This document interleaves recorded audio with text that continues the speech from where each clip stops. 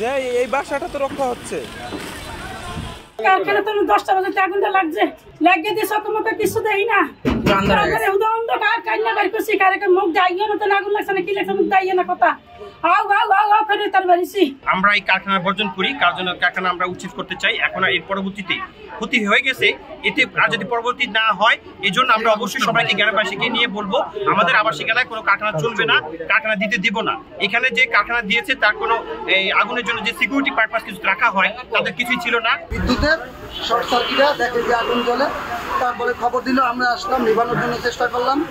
তারপরে এর মধ্যে মানুষজন হতাহত হয়েছে, ফায়ার সার্ভিসে খবর দেওয়া হয়েছে, 999-এর ফোন দিয়ে তারপর জানানো হইলো।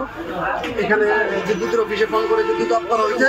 এখানে ব্যবস্থা ছিল ওই যে কাঁদানি গ্যাস নাকি, মানে ওই যে নিবানোর জন্য যে ফায়ারের যে মেশিনগুলো কি বলে, হ্যাঁ ওইটা ওগুলো ছিল। তারপরে প্রাথমিক এই মানে আমরা যা ছিল এখানে, আমাদের এখানে ট্যাঙ্কি ছিল, যতদূর পানি ছিল আমরা ততদূর চেষ্টা করতাম। RICL TMX, যুগের পর যুগ স্থাপনা থাকে মজবুত। আমি যে কথা বলি, এখন কথা বলার সুযোগ নাই আমার, মানে এমন আমি যে কথা বলি আল্লাহর কাছে শুকরিয়া যে আমি এখনো সশরীরে দাঁড়াই আছি।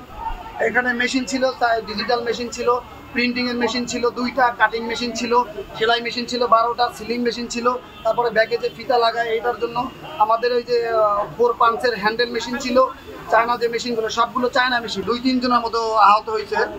আমাদের মালিক পক্ষেরই লোক, আমাদের ভাইয়ের ছেলে, সে পাটা গলে গেছে, মানে নিবানোর জন্য চেষ্টা করতে তো সর্বাত্মক পাটা ছিলে গেছে। তারপরে ওটা হাতে আগুন লাগছে, সে মেডিকেলে আছে। এখানে কেউ মাদকের সাথে জড়িত না, এখানে যারা আছে সব কাজ করে। এখানে মহিলা বেশি, এখানে ব্যাগ সেলাই করে মহিলা বেশি। আর যে ছেলে পেলে কারিগর আছে সেখানে আমার ভাতিজাই বেশি, মেন কারিগর আমার ভাতিজা। না এগুলো রং থিনারটা দিও কি, থিনার তো আমাদের কাজে প্রিন্টের কাজে থিনারের কাজে তো প্রিন্ট হয় না, থিনার দিয়ে তো আর ব্যাক প্রিন্ট হয় না। থিনার দিয়ে ক্লিয়ার করেন না? না ওটা দিয়ে শুধু ওয়াশ করে, কিন্তু ওটা তো ভিন্ন থাকে, ওটা মেশিনের সাথে কোনো থিনারের সম্পর্ক নাই। থিনার দিয়ে হাতে কালি লাগছে, থিনার দিয়ে মুইতে পারে। আমরা আগুনের সংবাদ পাইছি 10টা 55 মিনিটে। আমাদের কেরানীগঞ্জ কোনাখলা ফায়ার সার্ভিসে একটা আগুনের সংবাদ দেয়, একাধিক ফোন আসছে।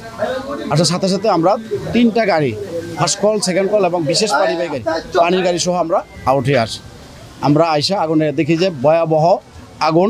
আমরা কাজ করতে, এখন আমাদের কাজ চলমান, আমরা কাজ করতেছি, আগুন সম্পূর্ণ নিয়ন্ত্রণে আছে। আমরা এখনো কাজ চলমান, আমরা ড্যাম্পিং কাজ করতেছি। ইনশাল্লাহ আগুন আর এটা থেকে বাইরে যাওয়ার আর কোনো সুযোগ নাই। আমি কোনো আগুন নিবানোর যন্ত্র পাই নাই বা কোনো পানির রিজার্ভারও আশেপাশে নাই। একটা 12তলা ভবন আমাদের পিছনে পাইছি, ওখান থেকে আমরা পানি সংগ্রহ করেছি।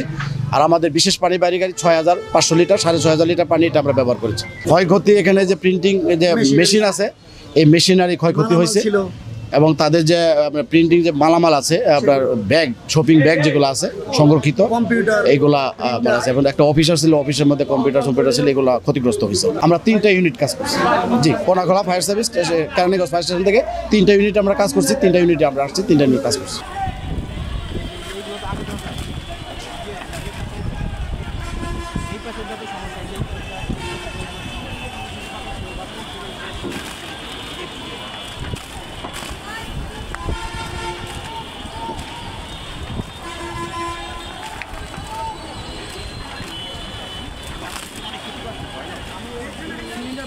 দেয়াল ভেঙে পড়বে।